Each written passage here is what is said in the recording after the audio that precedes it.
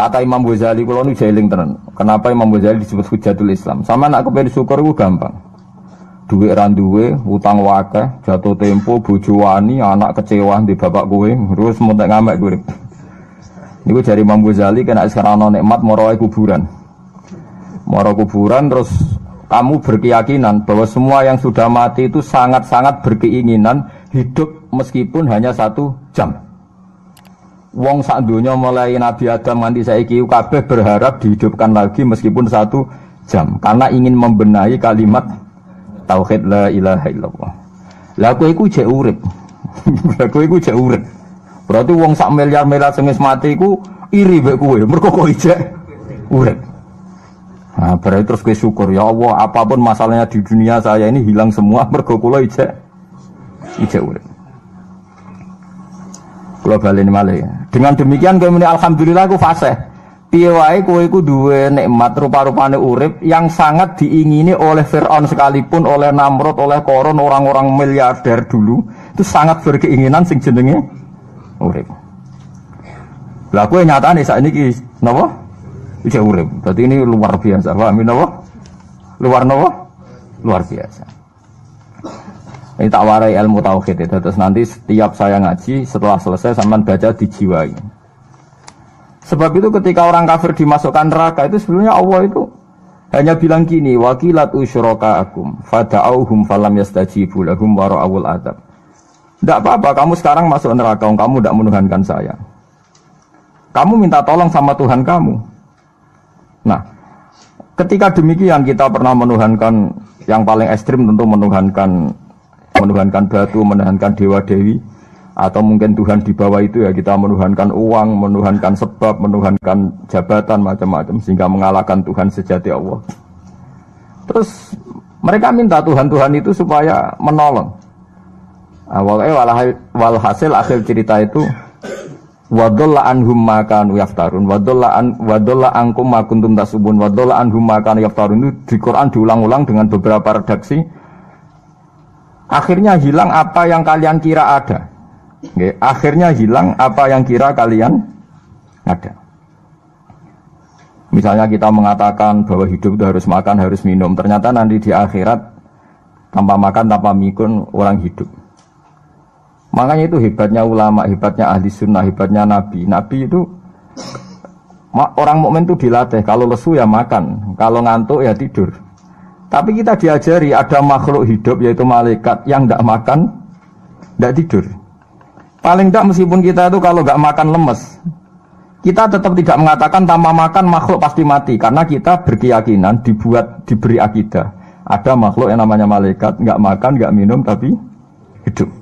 Sehingga meskipun kita mengalami kalau nggak makan itu mati, tapi tetap menyisakan satu keyakinan bahwa makan itu tidak syarat hidup. Buktinya malaikat nggak makan, hidup. Paling tidak dengan keyakinan itu kita tidak mendewa-dewakan harus makan. Itu cara-cara Nabi mengajarkan kita. Faham gitu. Terus ini saya ulang-ulang. Makanya disebut wadolla anhum. Apa yang mereka kira ada itu dari awal tidak ada. Ya, apa yang mereka dikira ada nanti di akhirat tidak ada. Lah sing ada itu tetap nopo alhamdulillah. Makanya ketika nanti orang masuk surga da'wahum fiha subhanakallahumma wa tahiyyatuhum fiha salam wa akhiru da'wahum alhamdulillahi rabbil alamin. Ini penting kula aturaken. Terus sakjane salah niku ora dikepenak. Itu sebabnya kenapa orang yang kafir mulai cilik sampai tua ketika meh mati kok nglafadzna la ilaha illallah, satu kalimat ini akan menghapuskan kekafiran di masa lalu. Kenapa kok bisa hapus? Karena kekafiran yang masa lalu itu omong kosong semua. Ini omong kosong semua. Barang itu kalau hakikatnya kosong, hilang karena ada bukti, memang tidak benar. Itu kan gampang untuk menghilang. Itu podo karo wong mending ini. 3 miliar ambek 3 miliar. Iku podo karo 5 rupiah. Jadi ku gremeng meneh. 1 triliun ambek 1 triliun podo karo 500 rupiah. Omongan gremeng itu kan ya wong edan ngoten mawon kan. Berarti sak urip-uripe muni Isa pangeran ya edan. Muni liyane pangeran itu kan omongan ra penting semua. Meskipun yang disebut tuh miliar triliun, tapi kan cara guru biji busa kan gampang dobong ae wong ndak. Tapi malaikat bagian katabah, bagian nulis, itu rawani ngobong la ilaha illallah, ben kualat tapi pengiran. Makanya saya pastikan sekali sampean nglafadz la ilaha illallah itu benar, malaikat sing sentimen mbek sampean pun tidak bisa bakar itu. Kualat den. Paham juga maksudnya? Paham ya? Jadi jelas guys ini kenapa kalimat itu begitu dikjaya. Paham ya? Begitu dikjaya. Lah soal kita ngalami di zaman akhir. Orang lafadzkan kalimat itu dianggap bid'ah terus tukaran. Ya kita semua ngalim bingung kalimat itu salah apa dianggap napa bid'ah. Wong kalimat disifati thayyibah sing lafadzno dihukumi nglakoni bid'ah. Lah sing diarani bid'ah ya ora trimo pisan, malah gawe hadis palsu. Fadilail wiridani malah palsu hadis. Sajane cara padha warase ngoten ora perlu debat bulet ngoten. Padha warase lannya kono nganggo kapasitas ulama, kita pakai kapasitas apa? Ulama, terus kita diskusi baik-baik. Di kula baleni malih nggih, kenapa kalimat thayyibah disebut kalimat baqiyah? Dalam istilah Quran wal baqiyatus sholihat. Baqiyah itu sesuatu sing abadi. As-sholihat itu sing layak, sing apik, sing selalu duwe eksistensi. Soleh maknane layak. Layak iku mergo wujud. Ya kula baleni malih tak wari filsafat ilmu hakikat. Sing darani layak iku sitok mergo wujud. Nak barang ora wujud itu jenenge dilafadzno tapi mboten layak. Jadi barang ana sing dilafadzno tapi ora layak, ana sing ora usah dilafadzno tapi wis layak disebut sholihat. Soleh maknane apa? Layak atau punya eksistensi. Misalnya begini ya, kalau tawarai ya, ben sama nang lafadzno la ilaha illallah itu benar.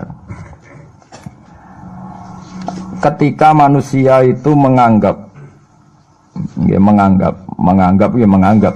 yasumu maknanya menganggap itu sesuatu tidak ada tapi dianggap nopo ada. Itu jenenge menganggap. Ketika manusia itu menganggap bahwa tidur itu penting, kalau orang tidak tidur itu maka dia akan lemah. Kalau orang tidak makan itu dia akan mati. Sebetulnya semua ilmunya manusia itu menganggap, karena diulang-ulang oleh satu kejadian. Kalau nak gak mangan itu lesu, nak gak turu itu lemes. Terus dia menganggap kalau gak tidur itu orang mati, kalau gak makan itu orang mati. Itu ilmu yang dikatakan oleh para ahli hakikat hanya menganggap itu sah. Karena anggapan manusia salah itu sah, keliru ya sah, benar ya sah, tapi ya hanya anggapan. Tapi dalam ilmunya Allah Ta'ala sing abadi, kehidupan itu tidak bersyarat makhluk itu harus makan, dan Allah bisa membuktikan itu lewat Allah menciptakan apa? Malaikat. Nah sehingga semua ilmu selain ilmu hakikat itu dalam bahasa ilmu hakikat disebut kita menganggap, kita merasa tahu. Bukan saya tahu, tapi saya merasa tahu. Nah, liyane kalimat la ilaha illallah itu semuanya begitu. Kita merasa tahu bahwa kira-kira begini, kita melihatnya begini. Tapi sing hakikat, sing gak bisa dibatalkan bahkan oleh malaikat sekalipun, niku namun kalimat la ilaha illallah. Nanti disebut kalimatu haqqin 'alaiha nahya wa 'alaiha namut wa 'alaiha nub'atsu insyaallah taala minal amin. Karena yang dikatakan hidup itu roh. Roh itu tidak butuh makan. Ketika jasad itu mati, hancur, itu rohnya kan masih hidup. Dia pindah di alam ulya sana. Roh itu hayat itu dari kata roh. Roh itu maknanya hidup, hayat maknanya hidup. Roh dan hayat ini satu sistem yang kita tidak tahu, yang tahu hanya Allah. Ini tidak butuh makan. Sing butuh makan, butuh utang, butuh bodoh itu jasad. Paham ya? Roh ora tau utang, ora tau gadekne BPKB, paham ya? Enggak melo-melo dia. Makanya ketika jasad kakean pola itu roh nyesal. Kok ngatasnamakan saya demi hidup sampai diruangi utang-utang wong, diruangi uripe bulet. Toh saya bisa hidup tanpa hutang. Lah iku manusia iku aneh. Makanya disebut alam rohaniin itu sudah. Nah, ketika kita mati itu kan yang mati itu jasad. Jasad itu mati, rohnya sowan Allah. Tapi kita secara bodoh mengatakan kita mati. Loh, yang mati itu siapa? Hanya jasad kita, roh kita tidak mati. Yang sowan Allah itu roh kita. Tapi kita bilang kita mati. Ya berarti kita bilang kita mati, ya kita mati. Menurut bahasa manusia, kalau kita sudah tidak ambekan, tidak makan, tidak minum, disebut kita nopo mati. Tapi alhamdulillah kita ini mukmin, meskipun bahasakan kita mati, terus bahasano mugi-mugi disepunten pangeran niki ruhe nembe sowan, mugi-mugi diwelas. Intinya dia ini ramuni mati. Paham gak? Mulane malaikat ngrungokno pidatone kiai sing lepas jenazah ya bingung. Perkarane dilepas niki pun mati, mboten saged napa-napa, ra iso njuk sepuro jenengan, ra iso salat, monggo kita salati. Iki sedongakno sakniki ruhe sowan pangeran mugi-mugi selamat. Jare mati, jare sowan. Sowan kan artinya mlaku-mlaku sowan kan. Nah, tapi misalnya mbok bahasano nganggo ilmu sing ekstrim kados kula, nganggo ilmu kelas berat kan malah diguyungake. Bahwa jasad ini mati, ini tidak penting karena jasad rohnya masih hidup. Maka kita tidak perlu nyolati mayit karena tidak pernah ada mayit karena rohnya masih hidup. Wah kan dianggap edan bareng kan. Makanya sebaiknya orang ilmu hakikat itu tidak perlu jadi kiai. Semoga kayak kula jadi ulama tapi rasa jadi nopo. Ya jadi kiai sampean ae sing ora paham detail-detailnya alam roh sampai alam nopo? Alam nopo? Jasad.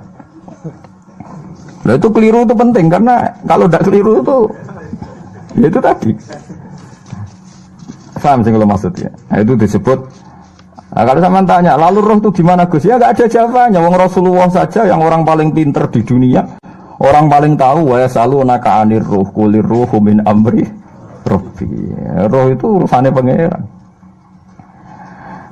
Makanya kalau sekarang sampean pertanyaannya gini. Waktu gale guyonane Siti Jenar. Siti Jenar ya ono pinter, ya ngawur tapi ono pinter. Dene iku ora tau salat. Sing salat ruhe jare. Dadi ora tau sujud, sing sujud jare ruhe. Yen darane wali songo iki goblok. Wali songo iki gobloke ra karuan jare Siti Jenar. Wong kon salat, bathuke nganti ngecap jare Siti Jenar. Lah nek sing ngecap bathuke sampean fisik iku hancur, pas ketemu Allah seksine apa? Jare Siti Jenar ke jalan ketemu pintu. Kok jasad kita ini hancur.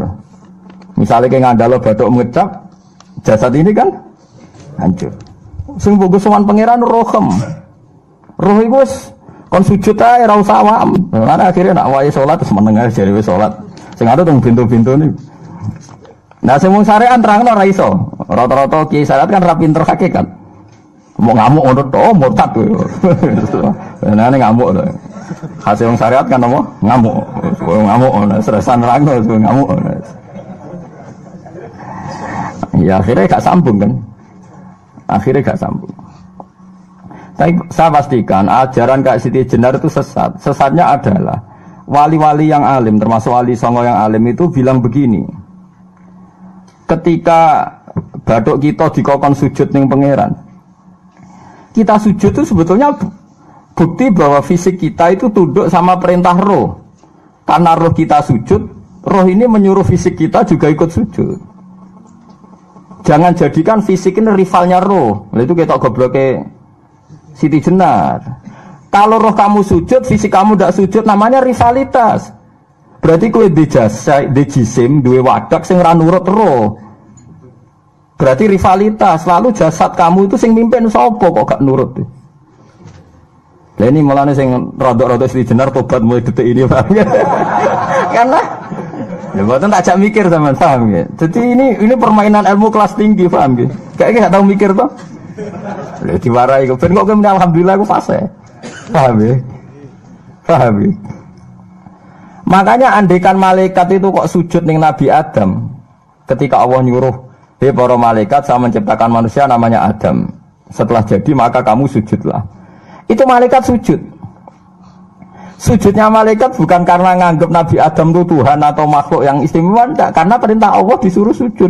Malaikat enggak perlu tanya maknanya sujud ke Adam itu apa, enggak perlu. Pokoknya karena Allah nyuruh ya sujud. Paham gitu? Setan pakai rasional. Ngapain sujud Adam? Musuh bodoh-bodoh makhluk. Mulanya ono aliran sing sesat malah darani malaikat sama iblis itu tauhidnya tinggi iblis. Karena malaikat diuji disuruh sujud sama Adam, makhluk mau, terjebak dia sama permainan Tuhan. Apa itu? Jadi malaikat terjebak tes-tesane pangeran. Iblis luwih pinter perkara nek ra gelem sujud. Berarti dekne mau gelem sujudnya namun kalian Allah. Lha kok wong sesat kok. Wong kok nganggur nganti ngono maksudnya mikire iso ngono. Mulane sing do diutang dosa luwih apik timbang sing dipikiran ngene iki, paham ya? Paham ya? Jadi malaikat terjebak permainan Tuhan, dites gak lulus. Ya. Itu ngeri kalau nuruti alin-alin ngoten. Yang benar adalah setan itu dianggap keliru. Karena dia tidak punya otoritas pikiran. Dia ini ora wujud. Hakikatnya setan malaikat gak wujud. Wujudnya diwujudno Allah. Nah wujudnya diwujudno Allah. Apa wae sing dadi dawuh Allah kudu sami'na wa ata'na. Karena dia tidak bisa menjadi rival Tuhan. Makanya kalau kita diperintah Allah langsung lakoni. Gak usah gawe rivalitas. Mulai paribasane ke kon mangan wis wareng nek Allah ngutus mangan wis mangan ae. Nang kok wargen wis Gusti pokoke mangan. Nek ora mangan ya ora mangan, pokoke kon nurut. Nah itu kelirune Siti Jenar. Dia itu lupa bahwa dengan mengatakan jasadnya tidak perlu sujud, mergo sok ben Siti hisab roh, dia bikin rivalitas antara roh dan jasad. Mula nate maca aliran Siti Jenar mulai yang versi Arab sampai versi tulisane wong-wong bingung-bingung iku. Sing luwih bela Siti Jenar timbang Wali Songo. Bahkan dalam cerita itu seakan-akan Wali Songo kasut mergo jare Siti Jenar dipateni wangi terus diganti asu macam-macam lah cerita ngono. Mula nu peneliti ra kabeh, kula ra koyo Kiai Mustofa niku ora apa ya ngono. Gak jelas roe tapi jelas dadi kiai ini. Enak ngoten niku. Dadi ya ana wong ilmune ra pati akeh tapi jelas dikiyaino. Kula ilmune akeh ra pati dikiyaino. Jadi kekeliruan-kekeliruan ini mergo ngoten niku nggih. Memang ilmu hakikat itu jelimet. Tapi sampean harus saya latih. Piye sampean ngaji ning kene ya suwi tuwa supaya kenal sithik-sithik. Lah nanti makanya menghilangkan barang batil itu mudah sekali. Karena barang batil itu hakikatnya enggak ada. Mbok ana wong muni 1 miliar ditambah 1 triliun jumlah 5 rupiah, mbok sing disebut angka 1 miliar 1 triliun lafaz ini enggak ada. Nggih lafaz ini enggak ada. Fakta ini tidak ada. Makanya disebut di Quran iyaquluna illa kadzibah. Sebagian Quran istilah lebih ekstrim. Kaburos kalimatan takhruju min afwahihim. Kalimat itu menjadi besar karena ada yang melafatkan, tapi kalimat ini tidak pernah menunjuk hakikat. Lho nggih to, misale wong nyebut iki geni, wong ki HP kok diarani geni. Itu pernah ada kalimatnya tapi tidak ada faktanya. Ini batu disebut itu Tuhan. Yang benar itu batu, disebut Tuhan itu kan kalimat sing ada kalimatnya tapi tidak ada faktanya. Paham ya? Ini disebut kaburos kalimatan sing takhruju min afwahim. Terus iyaquluna illa kadzibah. Mereka hanya ngomong secara dusta. Sebetulnya kalau barang hakikat itu tidak usah diomongkan, itu tadi kalimatu haqqin 'alaiha nahya wa 'alaiha namut wa 'alaiha nufasu insyaallah taala minal amin. Tapi kalau kalimatul batil kalau enggak diomongkan enggak ada yang ngomong. Karena harus diomongkan. Itu pun enggak menunjuk apa? Enggak menunjuk apa? Hakikat.